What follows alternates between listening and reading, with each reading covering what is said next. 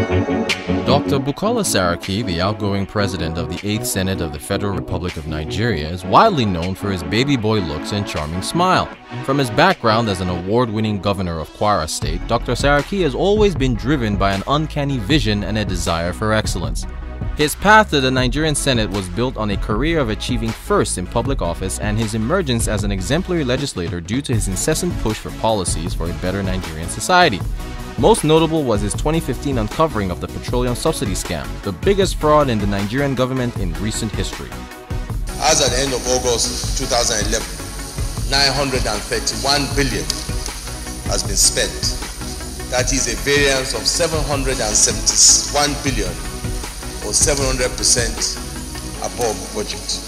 By 2015, he would assume the leadership of the 8th National Assembly, and though critics regard his ascent to the office of President of the Senate as controversial and somewhat exciting, few can deny the brilliant statesmanship and political acumen that brought perhaps the most progressive leader of the Nigerian legislature to office.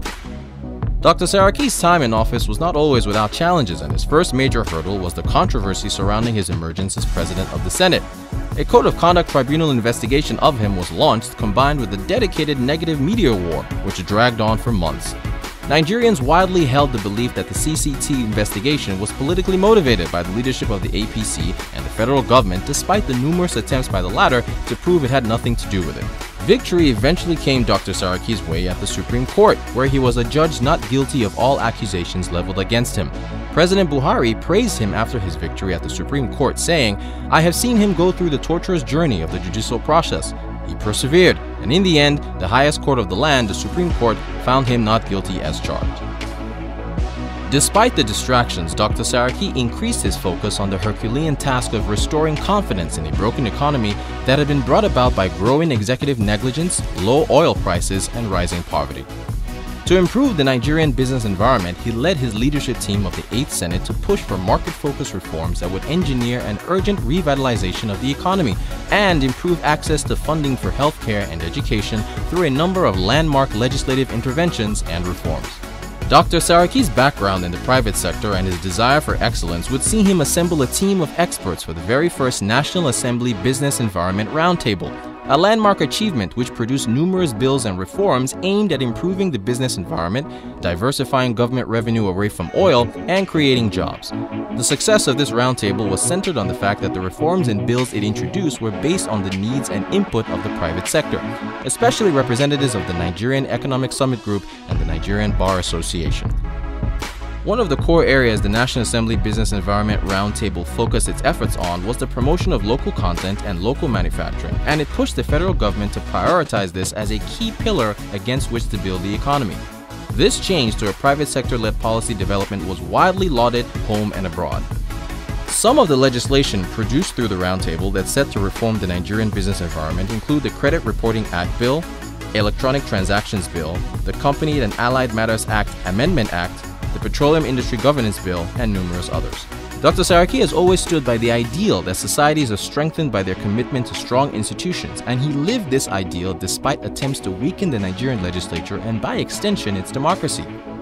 From a military-like invasion of the National Assembly by the DSS to schemes and attacks within the Red Chamber fashioned to cause members of the Senate to break ranks and forget their responsibility to the Nigerian people, Dr. Saraki never took his eyes off the goal of ensuring that the legislature became the most accessible arm of government and remained a solid symbol of democracy for all Nigerians. Having always been passionate about education, Dr. Saraki resolved to find an end to the challenges faced by Nigeria with basic education.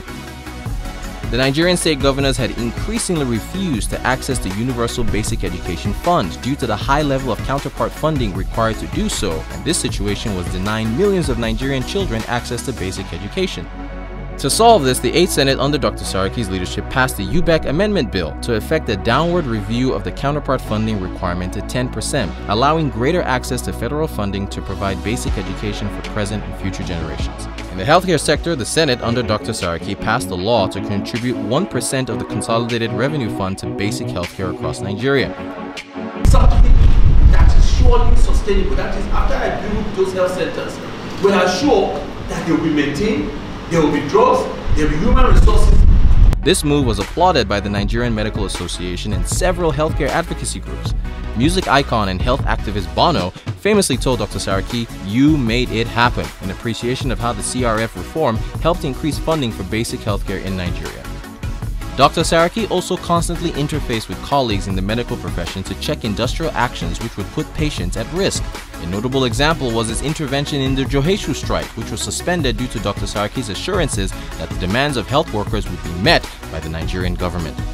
Throughout his tenure, Dr. Saraki always recognized and fought to improve gender equality in Nigeria, and he held various engagements with women's rights groups, including meeting with the UK Special Envoy for Gender Equality, Joanna Roper, and the High Commission, Paul Arkwright, in this regard. He has also held a roundtable discussion with women in management, business, and public service, the Association of Nigerian Business Women's Network, and 18 other women-led business organizations in his bid to promote equal rights for women while representing their economic interests as entrepreneurs. As chair of Senate Committee on Environment, he worked for the remediation of Bagega, a mining community in the north. Dr. Saraki is also on the global board of the United Nations Clean Cook Stoves Alliance, which works with a global network of partners to build an inclusive industry that makes clean cooking accessible to 3 billion people around the world. Dr. Saraki is widely regarded as a leader who worked tirelessly to protect Nigeria's democracy and the rights of all Nigerians. For a leader who found himself embroiled in various controversies, Dr. Saraki's image as an astute statesman, charismatic politician, and intelligent administrator is one that critics and cronies have come to respect.